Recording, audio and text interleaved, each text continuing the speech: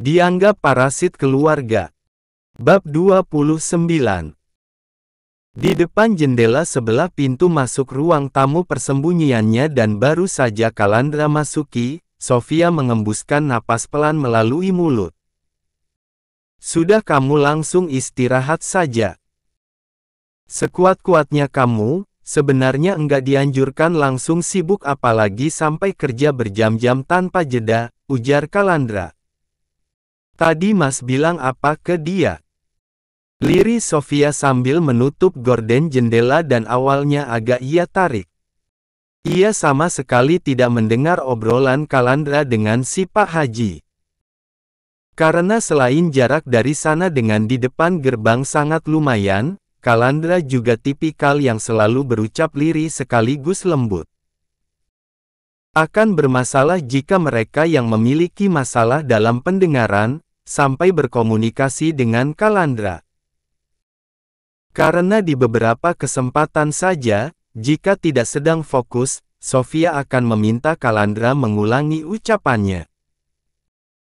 Intinya kalau dia masih ngeyel ngejar-ngejar kamu, berarti memang kebangetan, ujar Kalandra yang kemudian menciumi tengkuk Daim.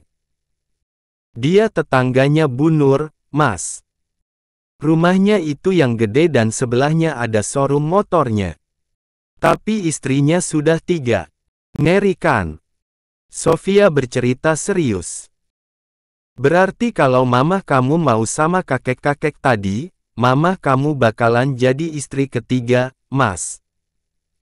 Ucap Kalandra yang malah sibuk menahan tawa. Mendengar itu, Sofia langsung cemberut. Kok malah ngeledek? Dan Kalandra tetap tertawa sambil memasuki ruangan dalam rumahnya.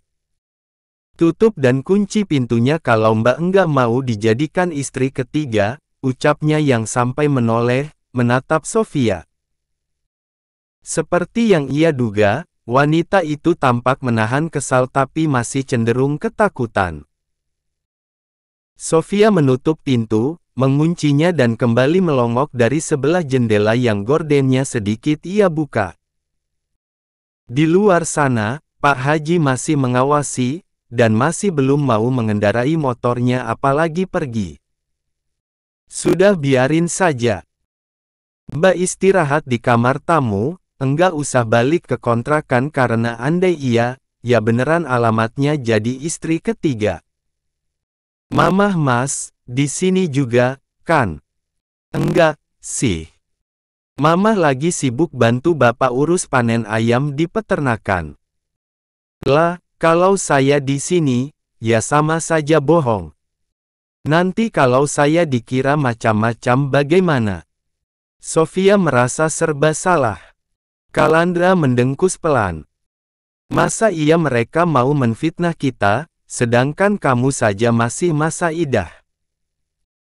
Jangankan masa idah, belum resmi cerai saja dan posisiku baru melahirkan, aku difitnah. Sergah Sofia. Ya sudah, apapun yang terjadi, aku tanggung jawab. Lagian di luar kayaknya mau hujan. Biar tuh kakek-kakek kehujanan. Oh, iya. Aku pinjam Daim, ya. Aku balikinnya kalau dia nangis. Lagian kan besok aku libur. Dia minum sufor enggak, sih, biar pas nangis, aku enggak harus cari kamu. Kalandra sangat bersemangat. Hanya melihat Daim saja, rasa lelahnya sudah langsung hilang. Ia bahkan merasa tidak memiliki beban. Daim enggak minum sufor, Mas. Karena alhamdulillah ASI aku lancar. Paling asik, ada di freezer kantin kalau pas Daim lagi dijagain sama yang lain, jelas Sofia. Nah, itu saja. Ya sudah yuk, Mas. Kita juga istirahat. Om mandi dulu, sergah Kalandra. Untuk pertama kalinya, Sofia mendengar panggilan Kalandra untuk Daim. Terdengar lucu, bahkan Sofia refleks menahan tawa ketika mendengarnya. Namun jika melihat keantusiasan Kalandra yang tampak sangat tulus menyayangi Daim, Sofia merasa haru campur aduk. Karena andai istri Kalandra tidak meninggal, pasti pria itu akan melakukannya dengan sang putra, bukan dengan Daim. Kalandra, dengan segala kebaikan sekaligus perhatian pria itu kepada Daim, membuat seorang Sofia istirahat dengan leluasa untuk pertama kalinya. Meski tentu saja, jauh dari sang buah hati walau mereka masih berada di bawah atap yang sama, tetap membuat Sofia tidak bisa sepenuhnya tenang. Di kamar tamu yang ada di kediaman Kalandra, Sofia berangsur duduk. Di luar sana hujan ringan masih berlangsung. Sofia melihatnya melalui jendela sebelah taman yang hanya ditutup gorden tipis. Di saat seperti ini, lagi-lagi bukan keluarga sendiri yang mengulurkan tangan kemudian merangkul, meringankan beban yang silih berganti menghampiri.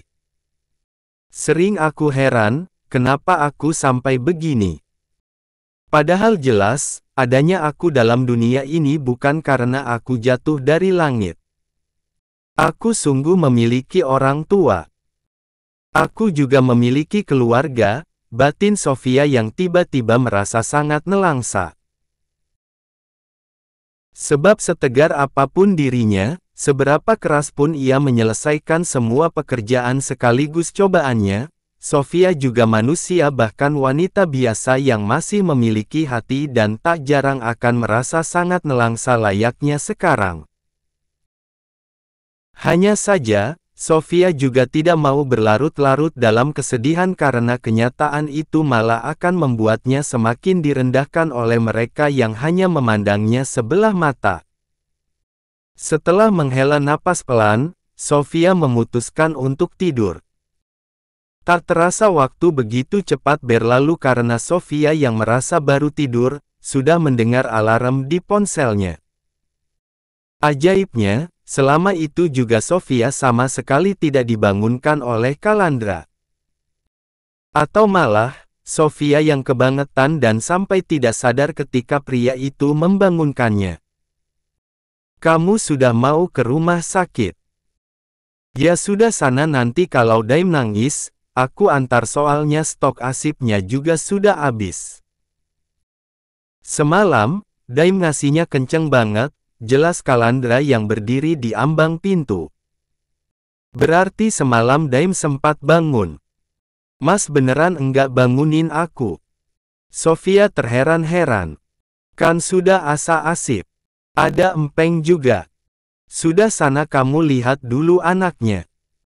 Jujur, kenyataan Kalandra yang pernah menganggap sang istri belum meninggal, membuat Sofia was-was. Sofia takut, Kalandra yang sangat peduli sekaligus menyayangi Daim, akan tetap menganggap Daim baik-baik saja walau sebenarnya tidak. Namun setelah Sofia memastikan, nyatanya Daim baik-baik saja. Kalandra berangsur masuk mendekati Sofia. Kamu berani ke rumah sakit sendiri? Berani mas, soalnya jam segini sudah banyak yang ke masjid. Kalau ada apa-apa, aku cukup teriak. Sofia membereskan 3 botol dot yang 2 di antaranya ada di atas kepala Daim.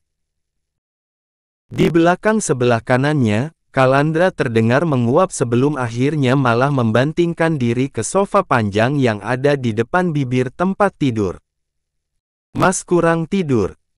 Tanya Sofia sambil menatap Kalandra. Pria itu meringkuk layaknya anak kucing yang sedang mencoba tidur dengan damai. Enggak juga. Aku menikmati ronda bareng Daim apalagi kalau malam kayak tadi, dia banyak ngoceh. Rame banget, ucap Kalandra sambil tetap meringkuk sekaligus terpejam. Sofia langsung tersipu. Mas mau aku buatkan teh manis panas? Di depan sana, Kalandra langsung mengangguk-angguk. Bisa ia pastikan, ronda yang Kalandra lakukan demi menjaga Daim, membuat Kalandra kewalahan. Pagi datang dengan cepat membuat Sofia juga kembali melihat Pak Haji. Tampaknya jurus yang Kalandra layangkan kepada pria itu sama sekali tidak mempan. Karena kini saja, Pak Haji sudah duduk di tempat selama 3 hari terakhir, pria itu mengawasi Sofia. Susah banget ya jadi janda, apalagi kalau yang deketin orang punya power. Mau muda atau malah tua Bangki, pasti akhirnya begini. Mau menolak sekeras apapun, ya datang lagi, batin Sofia. Sekitar pukul 9-nya, Kalandra dan Daim datang. Kalandra sudah mandi, tapi bayi yang mulai berisik dengan beberapa celotehan itu belum. Aku enggak bisa, dan memang takut buat mandiin, ucap Kalandra menyerahkan sang bayi kepada pemiliknya. Sofia ia pergoki menahan tawa dan ia yakini karena menertawakannya. Meski adanya Pak Haji di sana membuatnya memiliki alasan jahil kepada wanita itu. Mas, Mama kamu senyum-senyum gitu, efek sepagi ini sudah diapelin Pak Haji, apa bagaimana? Ledek Kalandra. Sofia langsung mendelik menatap Kalandra yang malah menertawakannya. Mas cukup terkejut, seorang Kalandra malah sengaja meledek sekaligus bercanda dengannya. Ya sudah, Aidannya dimandiin dulu, nanti baru serahin lagi ke aku. Aku ke Pak Haji dulu. Mas mau aku buatkan teh lagi? Tawar Sofia.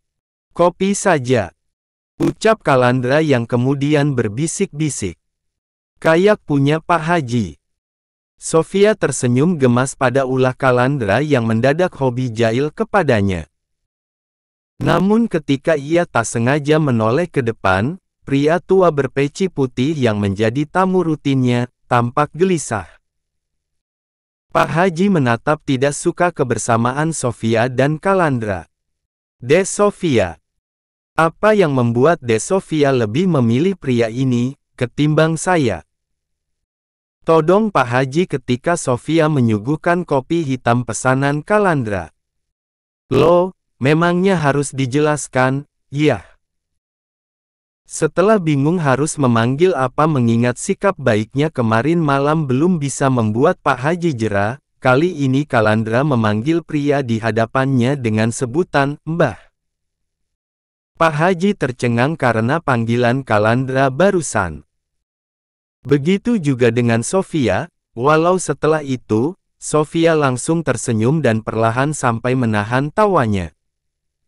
Namun jujur, Sofia penasaran. Apa yang sebenarnya semalam Kalandra dan Pak Haji bahas hingga Pak Haji bertanya seperti tadi, selain pria itu yang sampai kembali. Padahal semalam, Kalandra tampak begitu yakin, Pak Haji akan berhenti mengusik kehidupan Sofia. Panjenengan lama-lama makin enggak sopan, ya. Lagian kalau panjenengan mau menikahi Dek Sofia, ngapain panjenengan masih biarin Dek Sofia kerja di sini? Dari pagi, ketemu pagi lagi. Dek Sofia percayalah, daripada kamu menikah dengan dia, menikah dengan Mas akan jauh lebih membuat Dek Sofia bahagia. Saya janji akan kasih Dek Sofia rumah sama mobil sendiri, ucap Pak Haji meyakinkan. Sofia menjadi yakin, semalam Kalandra mengaku akan menikahinya agar Pak Haji berhenti mengejarnya. Mbah, tolong jangan memaksa begitu. Lagian, istri Mbah memang mau karena Mbak Arumnya saja maunya sama saya. Sergah Kalandra. Masalahnya, saya sudah cinta mati ke Dek Sofia. Dek, nanti kalau Dek Sofia beneran mau menikah dengan Mas, kita bulan madunya sekalian umroh deh. Sergah Pak Haji dan malah menjadi hiburan gratis untuk seorang Kalandra. Kalandra menjadi sibuk menahan senyum dan beberapa kali menunduk. Kemarin saya sudah menjelaskan, kan, Mbah? Mbah mau jaga jarak enggak dari Sofia? Kalau Mbah tetap tidak mau, saya akan proses kasus ini ke polisi. Lirihnya yang kali ini sangat tegas karena ia sedang memberi pria tua di hadapannya peringatan keras. Daripada kamu, hartaku lebih banyak. Sergah Pak Haji. Kalandra hanya diam. Termasuk itu ketika Pak Haji sampai menggebrak meja menggunakan kedua tangan. Mbah enggak usah begini, kecuali kalau mamahnya Daim mau sama mbah. Sekarang saya akan memberikan kesempatan terakhir kepada mbah. Silakan tanya ke Sofia, mau tidak dia menikah dengan mbah. Kalau memang tidak, setelah ini, mbah wajib jaga jarak, tegas Kalandra. Dek, mas serius ke kamu. Mobil, rumah, umroh. Ya, ucap Pak Haji memelas menatap Sofia. Sofia menggeleng cepat, dan dengan santainya Kalandra menahan senyum kemudian menyeruput kopi hitamnya. Mobil, rumah, umrohnya ditolak mentah-mentah sama mamaknya Daim, batinnya yang malah ingin terus tertawa. Kamu pikir, kamu siapa, berani-beraninya menolak saya, Sof? Maki Pak Haji dengan suara lantang. Semua mata langsung tercengang tanpa terkecuali Sofia yang dimaksud. Juga, efek selain berupa kata makian, Pak Haji juga berucap dengan sangat lantang. Kamu itu hanya seorang janda. Janda yang tanpa kerja dari pagi ketemu pagi lagi enggak bisa makan. Harusnya kamu bersyukur karena saya mau menikahi kamu. Saya akan mengangkat derajat kamu agar kamu tidak terus-menerus dipandang sebelah mata. Pak Haji yang sebelumnya sudah sampai berdiri, langsung tak bisa memaki apalagi dengan kata-kata lagi. Ulah Kalandra yang baru saja bangkit kemudian mengguyurkan kopi hitam panasnya, penyebabnya. Kalandra telanjur geram, tak habis pikir pada Pak Haji yang tak kenal aturan.